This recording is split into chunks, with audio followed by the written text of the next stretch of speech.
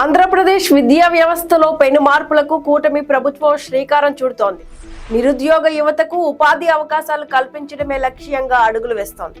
దీనిపై విద్యా, ఐటీ, నైపుణ్యాభివృద్ధి శాఖల మంత్రి నారా లోకేష్ నిర్వహించిన ఉన్నత స్థాయి సమీక్షా సమావేశంలో అత్యంత కీలక నిర్ణయాలు తీసుకున్నారు.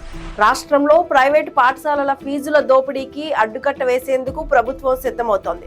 మితిమీరిన ఫీజులు వసూలు చేస్తున్న విద్యా సంస్థలను నియంత్రించడానికి అనుసరించాల్సిన ఉత్తమ విధానాలపై సమగ్రంగా అధ్యయనం చేయాలని మంత్రి లోకేష్ అధికారులను ఆదేశించారు. ఇదే సమయంలో ప్రభుత్వ పాఠశాలల రూపురేఖలు మారుతున్నాయనడానికి ఒక స్పష్టమైన సంకేతం కనిపిస్తోంది. ఈ విద్యా సంవత్సరంలోనే దాదాపు 1,06,000 మంది విద్యార్థులు ప్రైవేట్ పాఠశాలలను వీడి ప్రభుత్వ పాఠశాలల్లో చేరడం విశేషం. దీనివల్ల చాలా ప్రభుత్వ పాఠశాలలు ఇప్పటికే విద్యార్థులతో కిక్కిరిసిపోయి గరిష్ట సామర్థ్యానికి చేరుకున్నాయని అధికారులు ఈ సమావేశంలో వెల్లడించారు. మరోవైపు రాష్ట్రంలోని నిరుద్యోగ యువతకు అండగా నిలిచేందుకు రాబోయే జూలై నెలలో ఒక విప్లవాత్మకమైన సరికొత్త స్కిల్ పోర్టల్ ను ప్రభుత్వం ప్రారంభించబోతోంది. ఈ పోర్టల్ ద్వారా రిజిస్టర్ చేసుకున్న ప్రతి అభ్యర్థికి ఆన్లైన్ లో ఒక స్కిల్ కార్డ్ ను అందిస్తారు. ఇది యువతకు ఉద్యోగ సాధనలో ఎంతో ఉపయోగపడనుంది. అలాగే నైపుణ్యాధారిత విద్యను మరింత బలోపేతం చేయడం కోసం ఒక ప్రతిష్టాత్మకమైన మోడల్ స్కిల్ యూనివర్సిటీస్ చట్టాన్ని తీసుకురావాలని ప్రభుత్వం యోచిస్తోంది. ఇందులో భాగంగానే పీఎం సేతు పథకం కింద రాష్ట్రంలోని ఐటీఐలను ఆధునీకరించి బలోపేతం చేయడంతో పాటు వాటిలో అత్యాధునిక ఆర్టిఫిషియల్ ఇంటెలిజెన్స్ అంటే ఏఐ ల్యాబ్లను ఏర్పాటు చేయనున్నారు.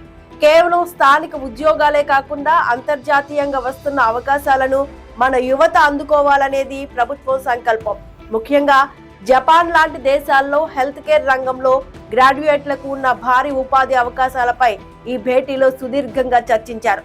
యువతకు వారి సొంత ప్రాంతాల్లోనే ఉద్యోగాలు కల్పించేందుకు ప్రతి 3 నెలలకు ఒకసారి నియోజకవర్గ స్థాయిలో జాబ్ మేళాలు నిర్వహించనున్నారు.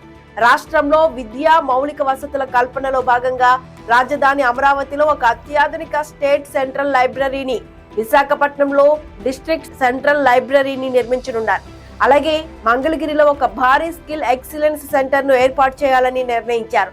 విశ్వవిద్యాలయాల్లో ఉపాధ్యాయుల నియామక ప్రక్రియ అత్యంత పారదర్శకంగా జరగాలని, ఎక్కడా ఎలాంటి అవకతవకలకు తావుండకూడదని మంత్రి లోకేష్ అధికారులను స్పష్టంగా ఆదేశించారు.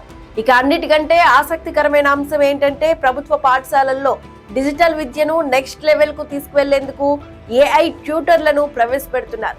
సెప్టెంబర్ 5న ఉపాధ్యాయ దినోత్సవం సందర్భంగా 175 నియోజకవర్గాల్లోని ఎంపిక చేసిన పాఠశాలల్లో 9, 10 తరగతుల విద్యార్థులకు మ్యాథ్స్, సైన్స్ సబ్జెక్టుల కోసం ఈ ఏఐ ట్యూటర్ పైలట్ ప్రాజెక్టును ప్రారంభించనున్నారు.